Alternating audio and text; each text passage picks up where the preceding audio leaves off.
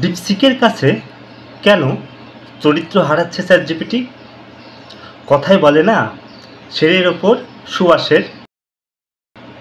চ্যাটজিপিটিকে একদম খেয়ে দিয়েছে ডিপসিক। দেখি কিভাবে। যখন চ্যাটজিপিটি এআই দুনিয়ায় ঝড় তুলে, তখন সবাই ভেবেই নিয়েছিল যে মার্কিন যুক্তরাষ্ট্রই এই কৃত্রিম বুদ্ধিমত্তার নির্ধারক। কিন্তু এর 2 বছর পরে যখন গোটা বিশ্বে আলোচিতভাবে কৃত্রিম বুদ্ধিমত্তার নতুন মডেল চায়না নিয়ে আসলো ডিপসিক, পুরা ধারণাটাই তখন পাল্টে গেল।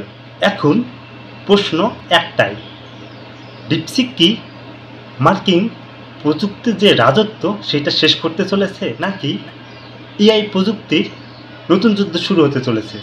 বিবিসির এক প্রতিবেদনে বলা হয়, এই চীনা কোম্পানি এমন এক এআই মডেল তৈরি করেছে যা বর্তমানে চ্যাটজিপিটি, জিমিনি, ক্লাউডের মতো মার্কিন কোম্পানিগুলোকে টেক্কা দিচ্ছে। বিশেষজ্ঞদের দাবি, ডিপসিক শুধু অনেক শক্তিশালী নয়, এটা অনেক সস্তায় তৈরি করা হয়েছে। যেখানে 2024 সালে ওপেন এআই পরিচালনার জন্য মার্কিন যুক্তরাষ্ট্র $850 কোটি ব্যয় করে, সেই জায়গায় মাত্র $60 লাখ পোড়া ডিপসিক সিস্টেমটাই তারা তৈরি করে ফেলে চাইনিজ কোম্পানি, যা প্রযুক্তির ভারসাম্যই বদলে দিয়েছে।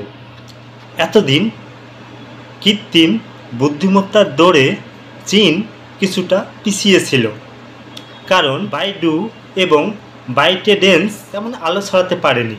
তাই ওয়াশিংটন আত্মবিশ্বাসী ছিল এবং তারা ভেবেই নিয়েছিল যে তারা এগিয়ে আছে এবং তারাই এগিয়ে থাকবে।